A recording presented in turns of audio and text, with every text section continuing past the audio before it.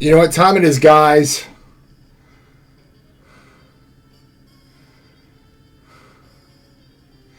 It's kitty band time.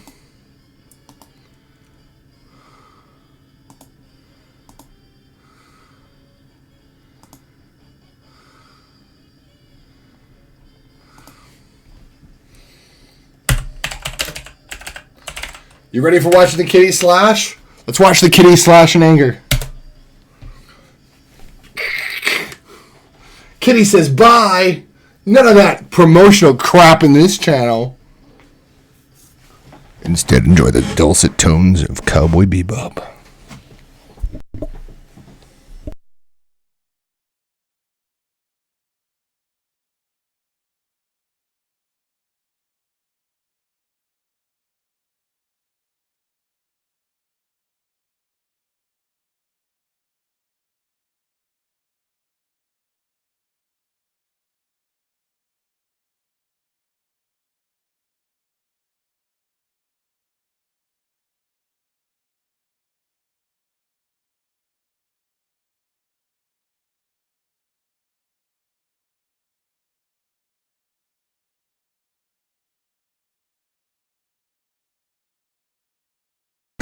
See you, Space Cowboy.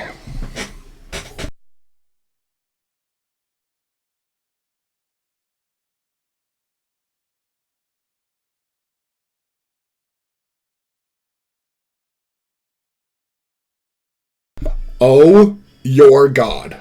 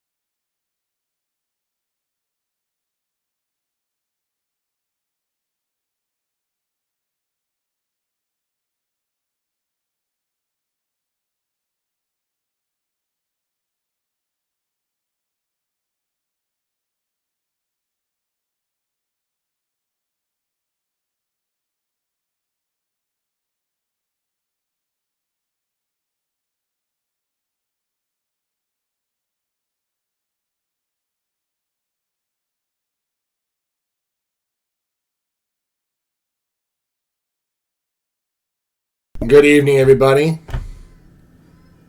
Waiting on that 007. Bam! Got it. How is everybody today? Oh, that is way off camera. Bzz, there we go. Bzz, apparently. Let's see if we can zoom in a little bit more. We can probably zoom in a little bit more if I bring this down a little bit more, and we can zoom in a little tighter. What do you think? I have a killer headache.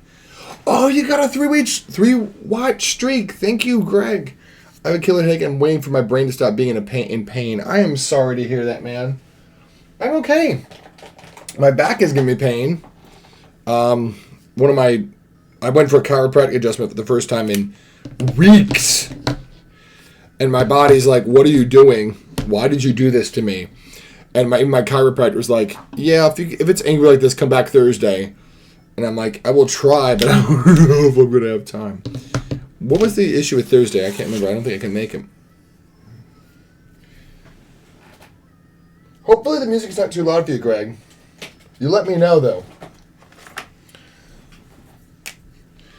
I was in a kind of a mood after I saw, I haven't played Overwatch, but yeah, Doggo Upside Down, Doggo Upside Down, because I want to get a new perspective on it for a minute, and drawing Upside Down for a minute or two will help me see it in a new light. I love this, but if this is too loud for you, Greg, let me know.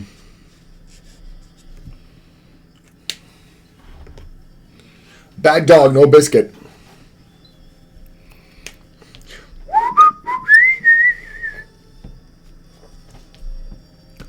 I'm sorry about your head, man. But that also means if this music is hurting your head, you let me know. I'll play something more gentle. I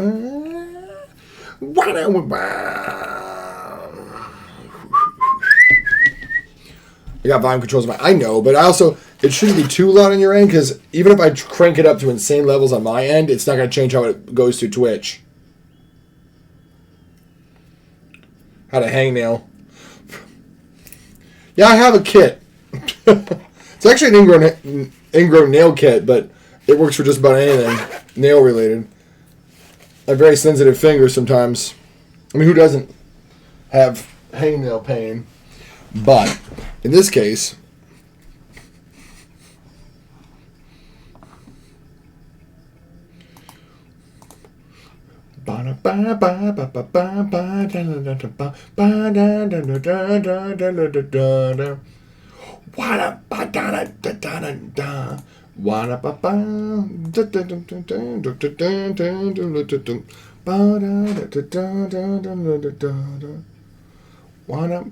oh, I just messed it. There we go.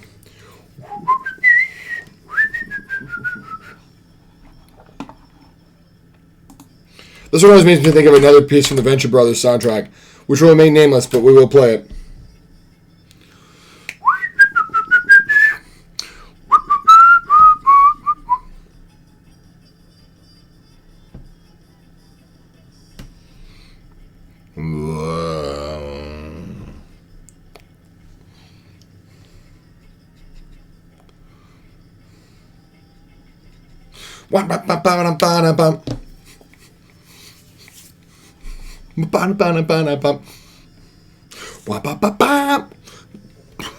That brass trombone, man. This is Cowboy Bebop. This is literally Cowboy Bebop soundtrack. This is Bad Dog No Biscuit. It doesn't feel like Cowboy Bebop. It is Cowboy Bebop. Yeah, this is Cowboy Bebop, man. This is Bad Dog No Biscuit.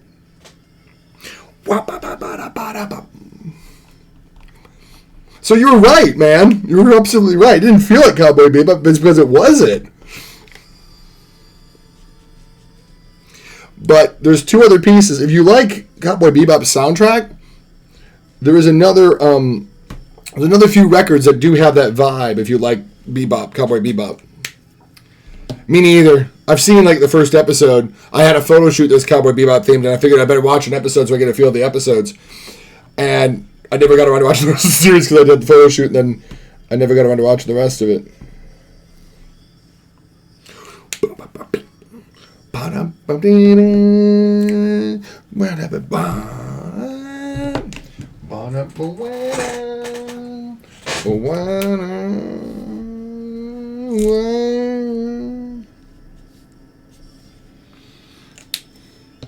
What I've been one.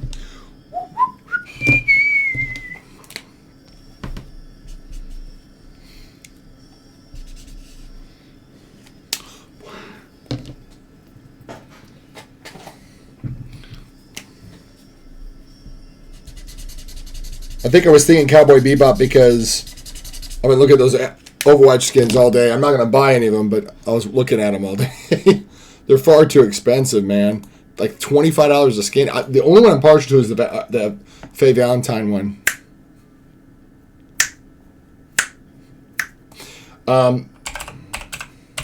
This one from Venture Brothers makes me think of it.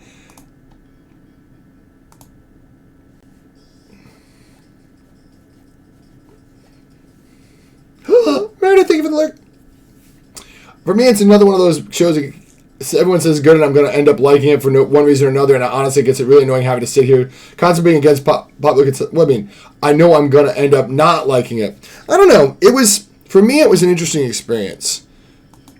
I feel like if I get to watch more of it, I would like it better. The first episode didn't grab me, but how many first episodes grab you? You know what I mean? Like a lot of folks have said, it's true. Star Trek tends to be not really good until, no matter what series it is, tends to be not good until its third season. And that's when it hits its stride, except the original series. Because they didn't have more than 3 seasons. And they were trying to fight against losing the show. And instead they did lose the show. It crumbled apart because of networks not wanting to give it a fair shake. Even though it's backed by Lucille Ball, a.k.a. I Love Lucy Lucy. She's the one that brought it to TV. It's her money. Partially. Her and Desi's. They took a chance on it. They're like, no, this is special. We need to put this on TV. Again, Mary Death, thank you for the lurk. I got your text, but just before stream, I didn't have a chance to read it. I got distracted setting up for my stream, but I will read it and I will respond. Honestly, I've watched only the first episode of the show. If it doesn't grab me, I don't watch it. No, that's fair, but there is a merit to be said for trusting a friend if they say, hey, watch a couple episodes in, it gets better. Because there's been a couple of shows I'm like, nah. Like the Guild. I didn't care for the Guild first season in the sense that I'm like, this is really cheaply made. But I'm like, I'll get through the low production values because it's so funny. And then I get to season 2, I'm like, wow, they clearly got a budget because it went through the roof. It went from being a well-made YouTube vlog to a well-produced miniseries. Overnight, yeah. It was, yeah. You could tell when they got the funding because the production value shot through the roof. So if you can get through the cheaply looking season 1, because the thing is, it's still funny as crap. But when you can get to the low production values and get to where they actually gave a care, well, not gave a care, they gave a care from the very beginning of the series. But they didn't always have the money to give a care. But when they did get money to actually give a care and show that they did, all of a sudden the show's quality went from being funny but low budget to being amazing. Cup my coffee, welcome on in. I trust friends, I do not trust the internet. No, I don't trust the internet at large either. I don't. I'm going to join you on that one. Now that I got my Stream Deck fixed. I had to do a lot of things with my stream the other day. To get it tuned up. Okay, so the other album that was from Venture Brothers, by the way. The other thing that makes me think of it is Charlie Mingus has a lot of stuff that is very reminiscent of Cowboy Bebop, because that's what they're inspired by, is folks like that. Mingus,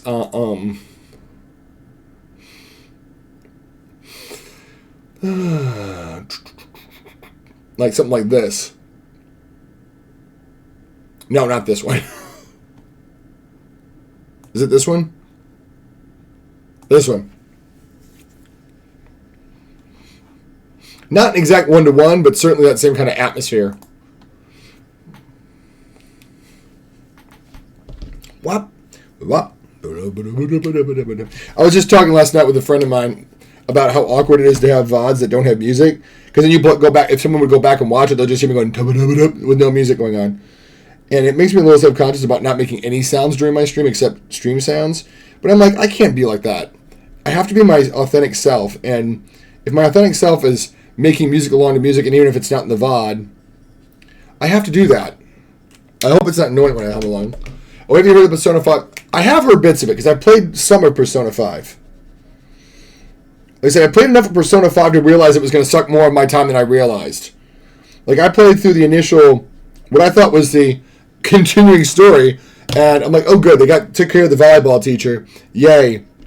I didn't realize that was the opening salvo in a much larger epic. I thought it was the end saga. I'm like, good, we've solved that issue. We've got him. Anatana Takamori, is it whatever her name is in the fold. She's one of us. It's good to go.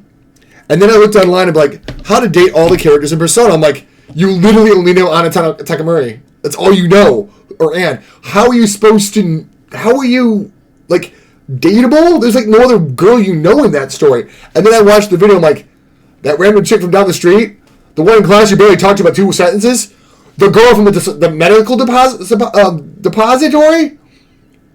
the cop lady thing? I forget, but there's another character, like, an authority figure. The teacher? I'm like, how? And that's when I realized I was swimming in much deeper waters than I truly realized. And then I thought I had grabbed the ice cube out of the water. I'd actually just chipped the tip corner of the iceberg off. So what you're saying is I need to play Persona. Oh yeah, Kamoshida is just the start. I know. So what you're saying is, people have their own waifus. They can't pick out who they because there's a lot of dateable characters in Persona. The most awkward one I've seen was the teacher, because she, like, works for, like, a maid-for-hire service, and she comes in your house as a French maid's outfit, and she's like, don't tell me at school I do this on the side. I'm like, this is awkward. So, I'm not doing song requests. I'll do it anyway. I'll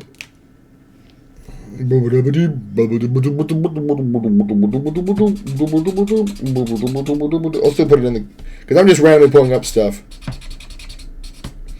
But... Yeah, it's okay. Like, it's not up. It's just, I'm just throwing in whatever. But I can put it in. It's just not a simple copy-paste from tonight. But yeah, what do you mean P3? Oh, no, well, Greg's been playing Persona 3. I've been talking about Persona 5. Persona 5 has, I think her code name is... Panther. She's literally just Red Catwoman. That's all she is. And I used to watch this show with this really cool burglar, like, anti-hero. And I'm like, they want to say Catwoman, but they can't because they know they get slapped with a copyright lawsuit. Like, literally, you can tell. She was kind of a badass and fought for what she thought was right. And I'm like, they're literally trying to dance around saying Catwoman because they can't because they'll get sued by DC in a heartbeat. Like, literally, that you could tell. It's like they're trying to say Catwoman without actually saying Catwoman. Because they know they'll get sued by DC in a heartbeat. But Panther, a.k.a. Anatana Takamori, is literally just red-suited Catwoman. That's all she is. I've been playing... Yeah. Let's see. Oh, Cup of Coffee's got a 3-stream thing. You get more points for that, too. I was figuring it'd be... No, you're fine. I'll put it in there. Really depends on what you're willing to get into. Yeah. But like I said, I'll pull up an image of Anne Takamori, whatever, however you say her name is. But I was like, you had me at Catwoman, what? Is it Takamori? I forget how you say it. Or Takamaki? Is that it? Yeah, this is her. Takamaki, yeah, exactly. Yo, you found her already? Yeah. Well, I'll show you a picture. Like, what I also like is, like, her school uniform is like... That's not even her school uniform. Like, they got it completely wrong. Like, in the game, she's, like, literally wearing red pants. And she's wearing a schoolgirl skirt, but she's also not, like, bare legs. She's also wearing, like leggings under it because she's like, hey, I'm going to do whatever I want. Yeah, that's what I've been hearing. Her character got, like, the low end of the stick. We've talked about that before, I think. Let me see if I can find an in-game image, not this crappy fan art. But this is kind of what she wears regularly. Let me see if I can open a new tab. This is going to be super tiny. No. But this is what... Okay. This is what she looks like regularly. Like, I think this is a bad image, though, because usually it looks more like pants than this looks more like tights. But that's kind of like what she normally kind of wears. But let me see if I can find a good image of... Yeah, this is more like what she wears at school, like a hoodie over her school thing, which is kind of cool. It's like, well, everybody else is wearing school uniforms. She's like, okay, I'll wear a school uniform, but with a hoodie over the top of it, which is kind of cool. But her persona is literally just, like I said, Rat Catwoman. She literally has a red suit, pinkish mauve gloves, and a cat mask. That's literally all she is. Now most of this is not even in. Yeah, this is a figure of her, which is kind of a cool figure. You know what I mean? It's like it's kind of neat. Yeah, she was one of the sports team jackets exactly. So I like that because she kind of bucks against that whole. Even though Japanese schools are notorious for having uniforms, she's also like, I'm gonna do my own spin on it, which kind of gives her an individual voice, which I love. Because she's not, I'm going to wear the schoolgirl uniform. She's like, I'm going to do that, but I'm also going to do this on top of it. Yeah, right, exactly. It's kind of like, But again, it's supposed to be Catwoman. I'm 99.9% sure. Because when she talks about, why is this my outfit with my persona? I mean, I did like that female cat-based themed character from when I was in that show in my childhood, which is like nudge, nudge, wink, wink. We can't say Catwoman. What was the other thing? Oh, the music. Sorry. Let me pull that up here. Boink. Beneath the Mask. We'll pull that up in YouTube Music. This music will probably be familiar to me because a lot of it does. Persona has a lot of music to it. And also, there's anime-style cutscenes. I refrain from saying anime because it's not an anime because it's not based on a manga. So I'm loath to say it might be a manga.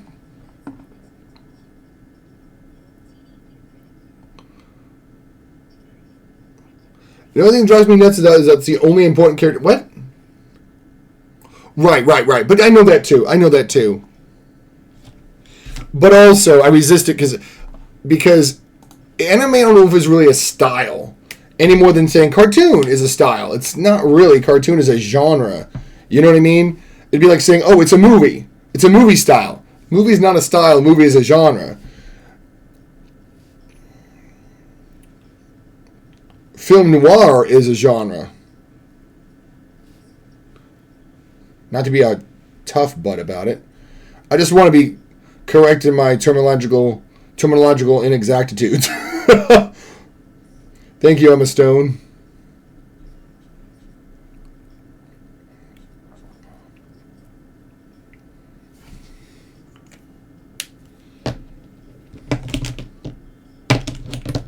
Oh, I've heard this one before in the game, I think. Like, this is the music that's, without the lyrics, you hear it, like, when you're walking around your city. I'm almost sure of it. This is the vocal track, though, isn't it?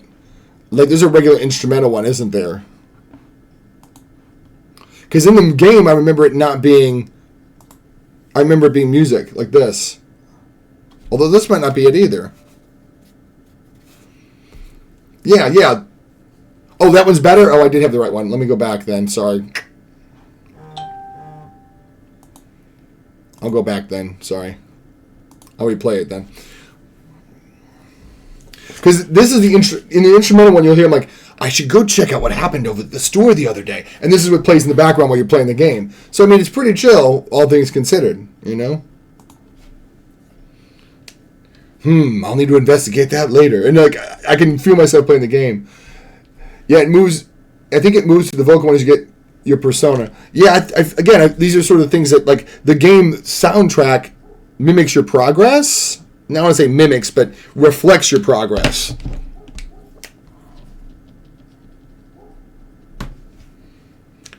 It's very linear, though, too. Like, some of it is very, what's the word I'm looking for? Non-linear. Like sandboxy, where you can go visit stuff, but you do have to unlock certain things to progress in the story. So there is that too.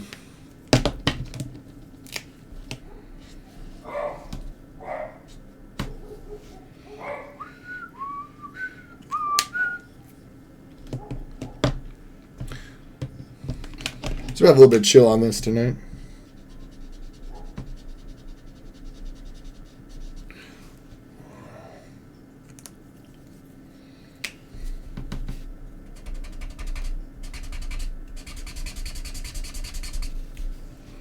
Oh, it's great. The worst thing about the soundtrack is the OG Persona release was the only one battle song, and they changed that to remake it and fix so much. Yeah, I kind of not a fan of making Lucasing it. You know, doing a George Lucas on it. Like, oh, well, we could have done this. Sometimes it's just nice to leave it the way it was, even if it was flawed, and just let it be. Couldn't imagine if they went back to Lost and like went, oh, we went to do this storyline, so we're gonna add that in now. Don't like. It's cool that we have the power to do that now, but also it's kind of annoying that we have that power now. Like, I'd rather see THX 1138 in the original version, and I can't watch the original version because Lucas went back and tinkered with it more. Like, leave it alone. Sometimes part of the charm of it is the outdatedness.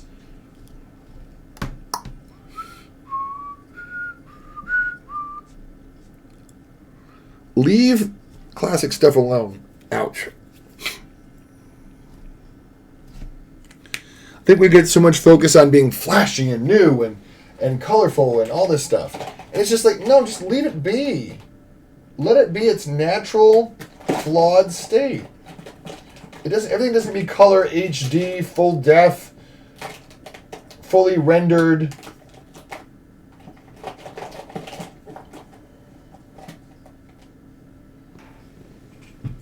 I'm looking for my C1. There it is. Yeah, I don't like how Atlas does it. They release a game and then 4 years later release it again. Drives me nuts. They have SMT5, but they're making it again with a bunch of new content. So I like a worse version of the game. Yeah, it could objectively be a worse version of the game. Overwatch 2. I'm sorry, what? Like, I'm not going to be a hater. There are some good qualities about Overwatch 2.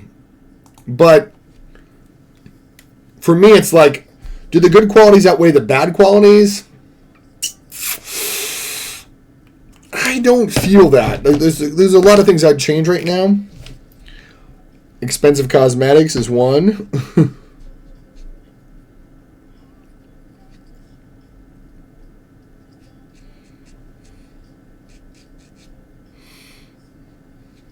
It's a pretty good song. It's a little chill, but chill is good.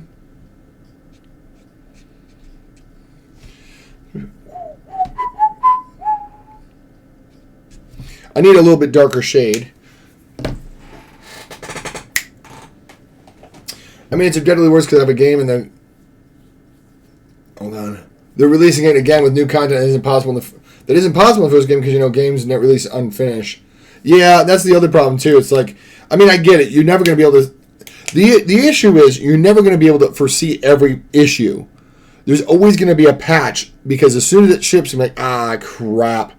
Like, there'll be people that will break the game in ways that was never intended to be played and broken. So I get that. But now it's getting to the point where they just release a broken game knowing they're going to patch it up and fix it after release. And it's like now it's just getting to the point where people are just releasing unfinished games because they can, rather than, oh, we can fix them because we can. It's now become, oh, we can finish the game after release because we can. But I don't know, Mary Death. I think you probably get a kick out of Persona 5. I've enjoyed it. I just didn't know how deep of waters I'd be plunging into. And it was on Game Pass. I just realized that I wasn't going to be able to get anywhere near completing it, so I gave up on it for the time being.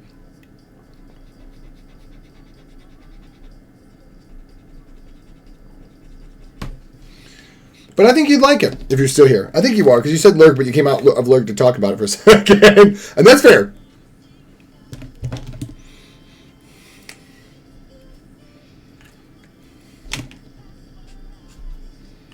Where's 3? Where's 3? Where's 3? Here we go, 3.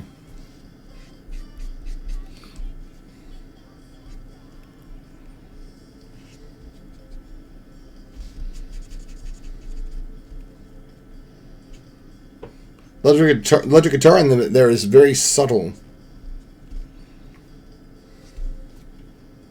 I actually need a little bit of a light blue. I think this is too gray. Yeah, it might be enough. Yeah, there we go.